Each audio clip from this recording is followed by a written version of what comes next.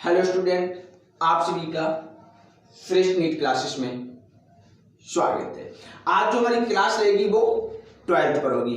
किस पर होगी? 12th पर होगी। और जो भी हम जितना कुछ भी पढ़ रहे हैं, जितना कुछ हमको पढ़ने को यहाँ इस क्लास में मिल रहा है वो 100% एनसीईआरटी पर है। किस पर है? एनसीईआरटी पर है ना। एनसीईआरटी में आपको कुछ बाहर से बता रहा हूं, जो भी मैं आपको कहानियां सुनाता हूं, जो भी मैं आपको अतिरिक्त जो भी आपको लगता है कि क्यों सर ऐसी कहानियां सुनाते हो, क्यों ऐसा करते हो, वो सब इसलिए है जिससे कि इस बायोलॉजी को अपने जीवन में अनुभव कर सको कि क्या है वास्तव में, क्यों पढ़ते हैं, क्या कारण है इसका, क्या वास्तव में ऐसा होता है। बस इसीलिए आपको हर वक्त मूवी और गाने सदैव याद रहते हैं। क्यों याद रहते हैं? उसका कारण है क्योंकि उसको तुमने अपने व्यवहारिक जीवन से जोड़कर देखा है। मूवी देखते हो ना, बिल्कुल एक अपने घर के समान स्टोरी देखते हो, अपने आसपास घटने वाली घटनाओं के समान उसमें स्टोरी देखने को मिलती है, इसीलिए वो आपको याद रहती है। तो यहां पर वही कहानियां हैं, है ना। हम बार बार घर बना रहे हैं, उसको कहीं तोड़ के देखते हैं कौन सी लेयर है, क्या कर रहे हैं, वो सब यही जो बुक में लिखा है वही बता रहा हूं, ठीक है। और इस चैनल को अधिक से अधिक शेयर कीजिए, सब्सक्राइब कीजिए, जिससे कि आपको और आपके मित्रों को इसकी इंफॉर्मेशन और इस बायो को जानने, समझने और पढ़ने की जिज्ञासा हो।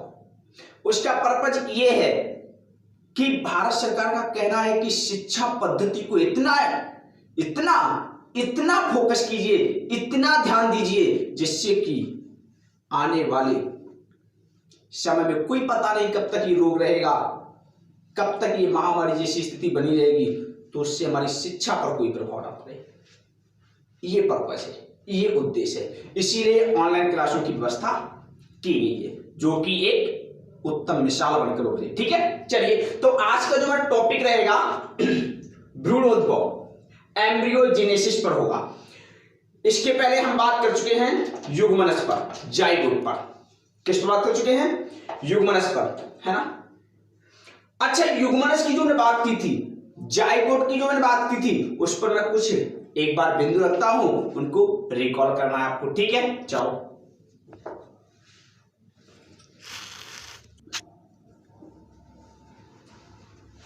ये देखो, इसमें मैंने आपको एक क्वेश्चन रखा हुआ है और एक ऊपर की इंफॉर्मेशन है। देखो समझो क्या लिखा है।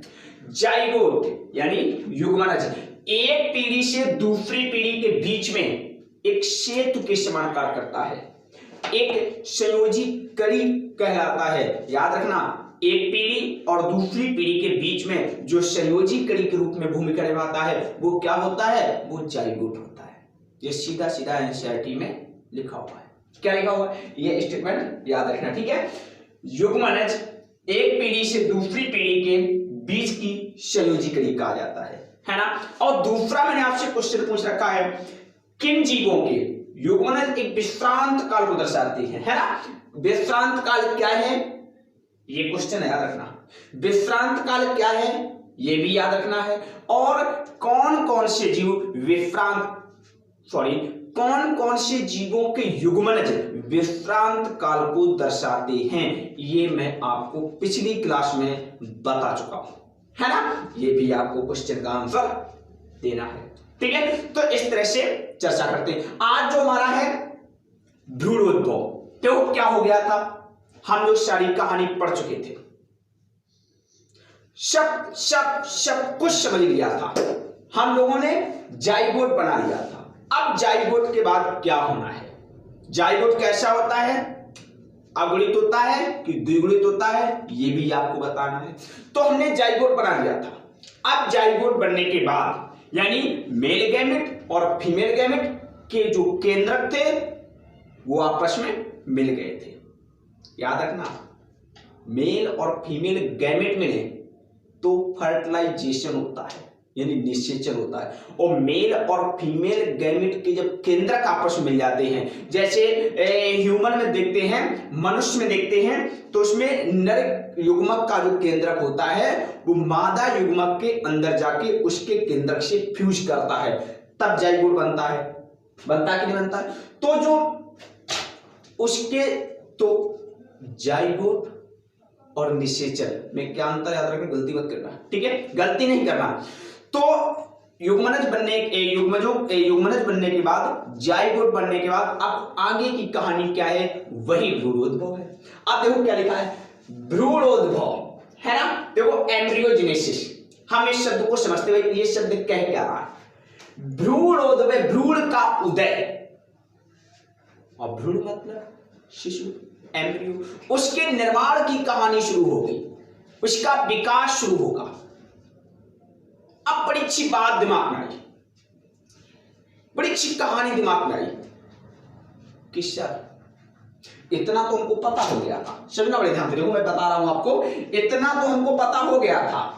कितना? जैसे ये नर युग्मक था, ये आपका नर युग्मक था, ये है, और ये आपका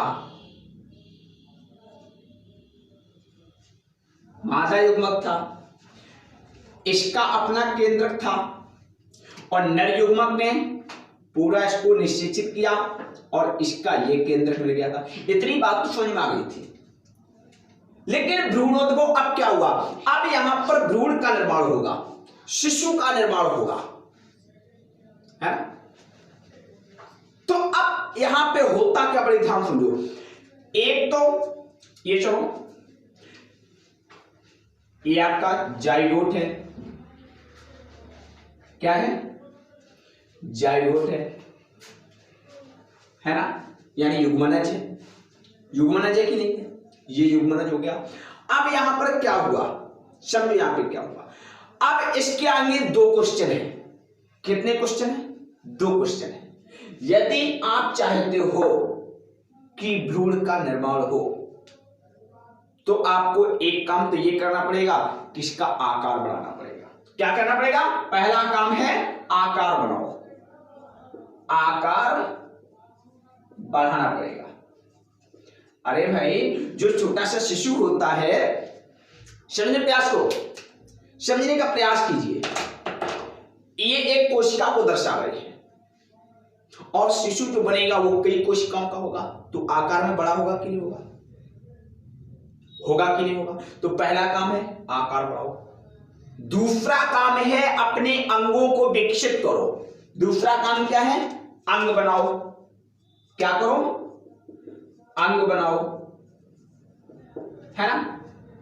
अरे कुछ नहीं रखना, समझने प्रयास कीजिए। एक छोटे से बालक का जब जन्म होता है, उसका कुछ ना कुछ अपना आकार होता है, उसके अंदर अंग होते हैं, विधिवत उसकी आंखें होती हैं, हार्ट होता है ना, हृदय होता है, हाथ पैर होते हैं, जीभा होती है। किसके लिए? रोने के लिए। रोता कि नहीं रोता है ना। जीभा होती, अरे ये नहीं कहना सर रोने के लिए ही होता है, ठीक है। जीभा के कई कार्य होते हैं, ठीक है। नासिका होती है, मतलब कई तरह के अंग और अंग तंत्र बन जाते हैं, तो वो अंग बनाओ। दो क्वेश्चन आ गए, इसके पास दो क्वेश्चन आ गए। यदि आप भ्रूण बनाना चाहते हो, यदि आप एम्ब्रियो बनाना चाहते हो, यदि आप एक शिशु का निर्माण करना चाहते हो, तो उसके लिए उसका आकार बढ़ाइए और उसके अंगों का निर्माण कीजिए।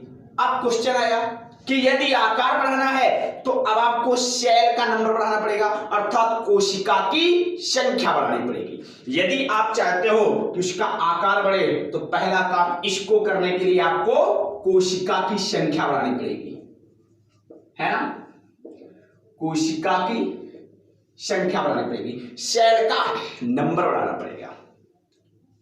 अच्छा, तो इसके लिए क्या करें? यदि आप सेल का नंबर बढ़ाना चाहते हो तो आपको कोशिका विभाजन करना, और वो कोशिका विभाजन कौन होगा? समसूत्री होगा। कौन होगा? समसूत्री, है ना।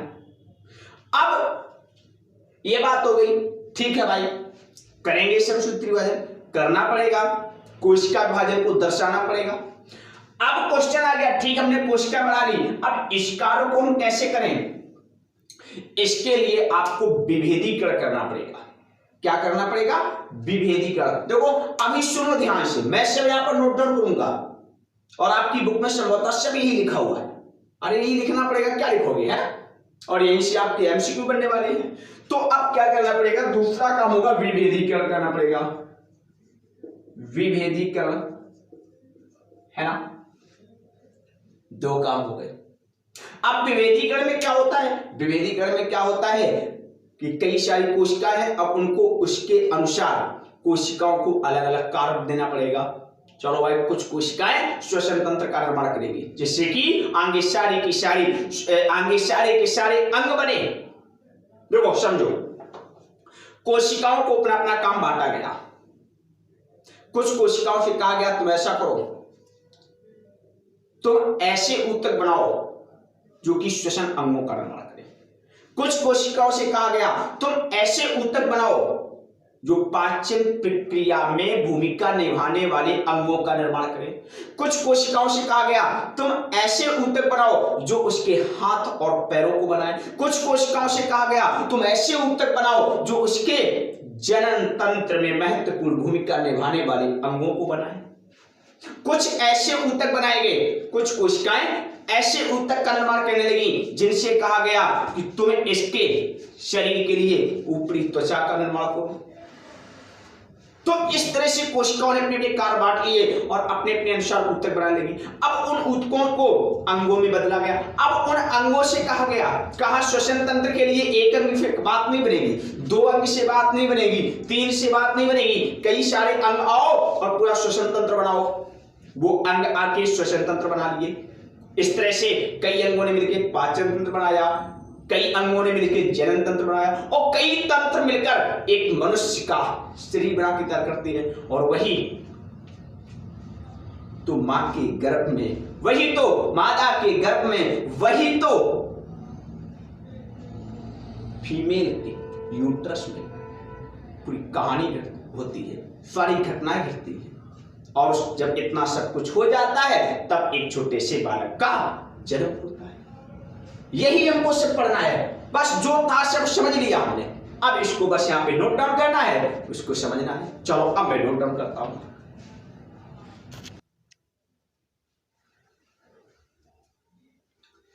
चलिए ये देखो, ठीक है, जो हम लोगों ने भी समझा सब वही लिखा है, कुछ दूसरा नहीं है। देखो क्या लिखा है, भ्रूणोद्भव युग्मनज से।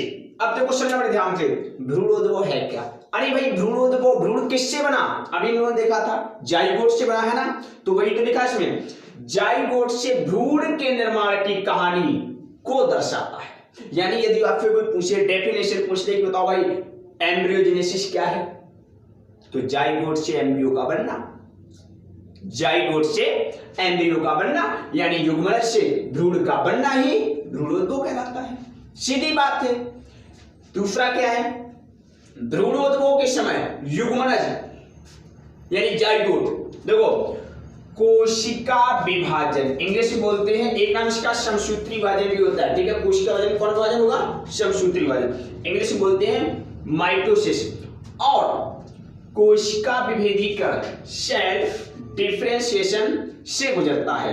तो एक घटना ये घटती है और दूसरी घटना ये घटती है ना।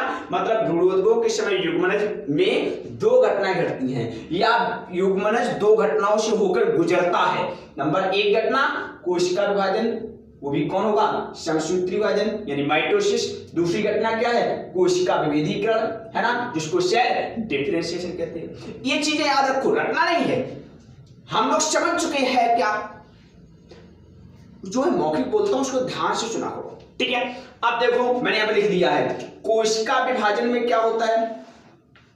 कोशिका विभाजन में क्या होता है? कोशिका की संख्या बढ़ती है। मैंने कहा था एक छोटा सा बालक जब जन्म लेगा तो कुछ ना कुछ उसका आकार होगा और आकार देने के लिए संख्या सेल की बढ़ानी पड़ेगी, यानी कोशिका की संख्या बढ़ानी पड़ेगी। तब एक शिशु का निर्माण होगा, है ना। और कोशिका विभेदीकरण क्या होता है, ऊतक, और वो कैसे विशेषीकृत ऊतक, यहां पे लिख लो, क्या लिख लो यहां पे, विशेष प्रकार के ऊतक, है ना, के ऊतक व अंगों का निर्माण होता है। एक तो शब्द लिखना है ना। तो ये आपको इंफॉर्मेशन याद रखेंगे। चलो आगे देखते हैं, ठीक है। कोशिका विभेदीकरण और कोशिका विभाजन फिर क्या होता है, मैंने स्लाइड में रखा है, ठीक है। चलो आगे देखते हैं, ठीक है। अब देखो यहां पे समझो, प्राणियों को हमने अध्ययन की दृष्टि से या उनके व्यवहार की दृष्टि से दो भागों में वर्गीकृत कर लिया, दो भागों में बांट लिया। यदि देखो दो पॉसिबिलिटी होती है, जब एक, जैसे चलो मैं एक पक्षी ले लेता हूं, है ना, और एक गाय ले लेता हूं, है ना, ठीक रहेगा। दो एग्जाम्पल। अब यहां पे क्या हुआ, आपने एक पक्षी को पाल रखा है, पैरट को, है ना, पैरट को पाल रखा है, और एक काऊ को पाल रखा है। पाला कि नहीं पाला? आपने क्या देखा, कुछ समय बाद गाय ने एक बछड़े को जन्म दिया। बड़े ध्यान से समझो, समझने में सब वही लिखा है, कुछ दूसरा नहीं लिखा हुआ, ठीक है। गाय ने एक बछड़े को जन्म दिया। वो बछड़ा जन्म लेते ही कुछ समय बाद उछलने लगा। तुमने उसका प्यार से एक अच्छा सा नाम रख दिया। अब आप लोग नाम रखना क्या रखोगे, ठीक है। हाँ, उधर एक पैरट ने भी एक अंडे को जन्म दिया, अंडे को उत्पन्न किया। वो अंडा नहीं उछल रहा था, अंडा, अच्छा बताओ, बछड़ा जो अभी जन्मा है वो उछल कूद के बाहर आ गया, घूमने लगा। तुमने कहा अरे अरे देखो हमारे कितना अच्छा बछड़ा आ गया। लेकिन पैरट ने जो एक एग को उत्पन्न किया है वो नहीं उछल रहा है। क्वेश्चन आया क्यों नहीं उछला, वो बछड़ा क्यों उछला?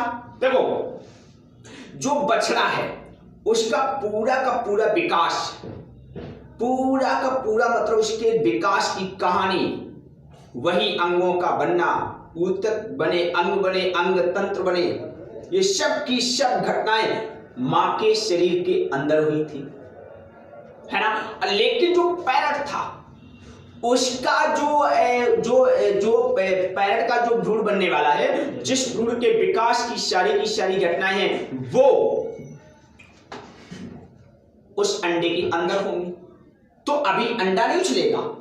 अंडा इसलिए नहीं उछलेगा क्योंकि पैरट नहीं बाहर निकला है ना। वो पैरट का जो शिशु है वो भी अंडे के अंदर अपने आप को विकसित कर रहा है।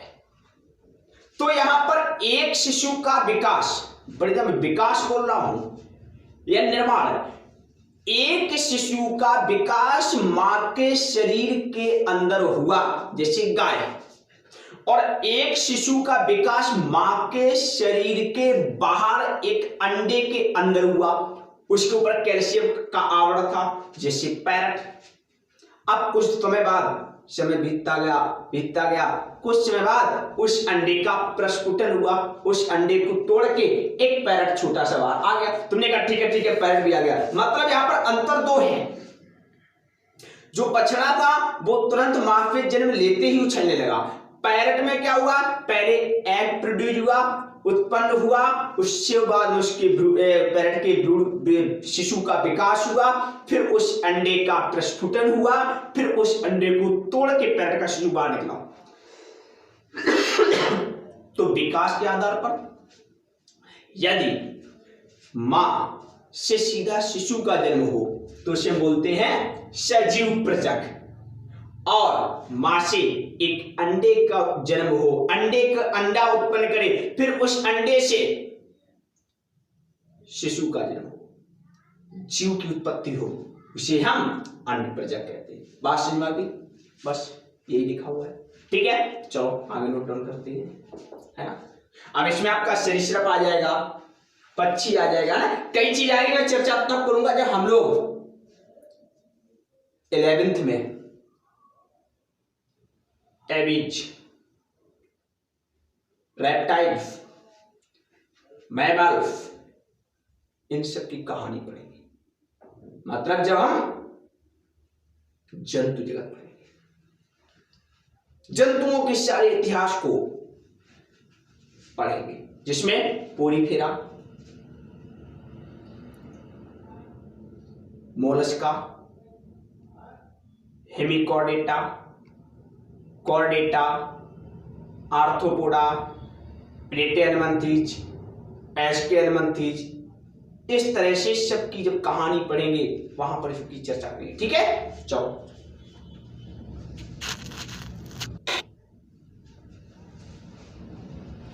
चलिए, देखो क्या लिखा है। भ्रूण को, जो भ्रूण होता है, अब बताओ यहाँ पे एक ने अंडे को प्रोड्यूस किया था, एक ने सीधा शिशु को प्रोड्यूस किया था। अब बताओ किसकी देखभाल सही रहेगी, पैरट के कि काऊ के?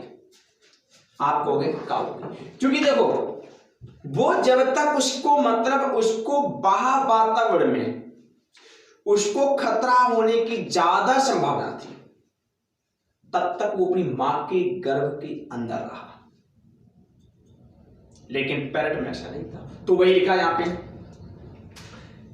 भ्रूण की सही देखभाल, संरक्षण, सही देखभाल और संरक्षण सजीव प्रजक, याद रखना कौन जीवों में? सजीव प्रजक, जो सीधे शिशु को जन्म देते हैं, है ना, उसमें मानव भी शामिल है। ठीक है, जीवों में होती है, जिससे उसकी उत्तरजीविता के अवसर बढ़ जाते हैं, बिल्कुल बात ठीक है, अवसर बढ़ जाते हैं। आगे क्या लिखा हुआ है? अब बात करते हैं पादपों की। ये तो बात थी जंतुओं की, एनिमल की बात कर रहे थे, अब हम प्लांट की बात करते हैं। पुष्पी पादपों में युग्मक का बीजांड के अंदर होता है ना, युग्मन का विकास बीजांड, ओव्यूल के अंदर होता है, रखना है ना। जो युग्मन होता है, जो जाइगोट बनता है, वो किसके अंदर बनता है? बीजांड के अंदर बनता है, ओव्यूल के अंदर बनता है। निषेचन के बाद यानी फर्टिलाइजेशन हो गया, मैं बता चुका हूं फर्टिलाइजेशन कब होता है और जाइगोट कब होता है, दोनों में क्या डिफरेंस है बता चुका हूं। ठीक है, निषेचन होने के बाद बाहादर पुंज, पंखुड़ी और पुंकेसर मुरझाकर जैसे। अब क्वेश्चन आता है, सर ये क्यों गिर गए? अरे भाई, जो इनका पर्पस था, जो इनका उद्देश्य था, वो पूरा हो गया। क्या था? बहादुर पुंज का काम था भोजन बनाओ, भोजन बनाते रहे। पंखुड़ी यानी पेटल्स का काम क्या था? परागण के लिए, परागण के लिए कीटों को आकर्षित करो। सो पूरा हो गया, कीट आकर्षित हो गए, परागण की प्रक्रिया पूरी हो गई। पुंकेसर का काम क्या था? पुंकेसर का काम था मेल गैमेट को प्रोड्यूस करो, मेल गैमेट उत्पन्न करो। परागण के लिए जो परागण में क्या होता है? परागण में परागकण को वर्तिकाग्र तक पहुंचाया जाता है। तो परागकण क्या होते हैं? मेल गैमेट होते हैं, है ना। मेल गैमेट को उत्पन्न करते हैं, मेल गैमेट का संरक्षण करते हैं, और वो कहां बनते हैं? परागकोश में। तो इनका क्या काम था? पुंकेसर का काम था कि भाई मेल गैमेट के लिए, निषेचन के लिए मेल गैमेट को उत्पन्न करो, यानी परागकणों को उत्पन्न करो। परागकण वर्तिकाग्र पर जाएगा, उससे परागनलिका बनेगी, और वो परागनलिका मेल गैमेट को फीमेल गैमेट तक पहुंचाएगी। ये काम था। उनका पूरा हो गया, चलेंगे आगे। देखो क्या है ना।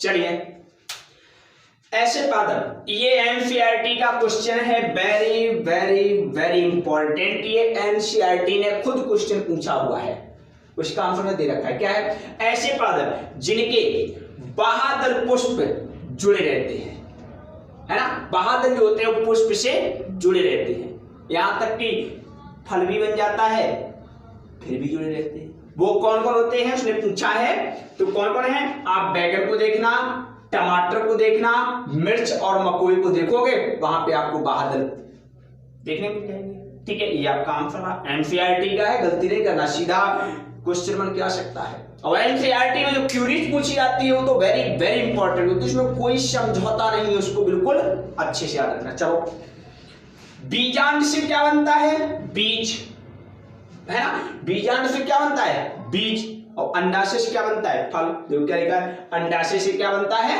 फल बनता है। फलवृत्ति क्या करती है? क्वेश्चन है फलवृत्ति काम क्या है? देखो, फलवृत्ति का काम है फल को सुरक्षा प्रदान करना।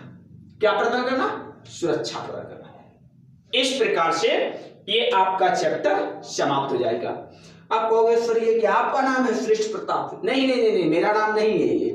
आप एनसीईआरटी में इमेज देखोगे वहां पे आपको एस और पी लिखा हुआ दिखाई देगा। एस का मतलब है सीड यानी बीज, और पी का मतलब है पेरिकार्प यानी फलवृत्ति, है ना। तो वहां पे आप देखना, आपको दिख जाएगा बीज क्या है, फलवृत्ति क्या है ना। इसलिए मैंने यहाँ पे इनको लिख दिया है, ठीक है। हो सकता था आपको फिगर देखते हुए थोड़ा कंफ्यूजन हो, इसलिए मैंने यहाँ पे नोट डाउन कर दिया। इस तरह से आपका 12th का लेक्चर 1 समाप्त हो जाता है। आप कहोगे कि सर ये बड़ा कंफ्यूजन करता है, कई बार पूछा जाता है कि बीजांड से बीज, अंडाशय से फल बनता है। एक छोटी सी ट्रिक बना लेते हैं, ठीक है। इसका भी ले लिया, इसका भी ले लिया, तो लिख दिया बीबी, है ना। बीजांड से बीज बनता है, इसका आधा शब्द ले लिया इस तरह से, 2 बार 3 बार उठा लिए और ये पूरा फल उठा लिया। फल, अंडा से फल बनता है, यानी अंडाशय से फल बनता है। तो बीबी, अंडा, फल, ये पूरी ट्रिक आपको याद रखनी है। बीजांड से बीज, अंडाशय से फल बनता है ना, अंडाशय से फल बनता है। तो ये ट्रिक याद रखना, कभी आप फिर गलती नहीं होगी, कंफ्यूजन नहीं होगा, ठीक है। और ये लेक्चर हम लोगों का समाप्त हो गया है। यहाँ पे ये चीज बहुत जरूरी है कि आप जितनी स्टडी कर रहे हो, क्या कर रहे हो, पढ़िए, मन से पढ़िए, बहुत अच्छे तरीके पढ़िए। यहाँ पे मैंने पूरा 100% एनसीईआरटी कवर किया हुआ है, ठीक है। शेष हमारा अगला लेक्चर डीएनए पर रहेगा, ठीक है। धन्यवाद, पढ़ते रहिए।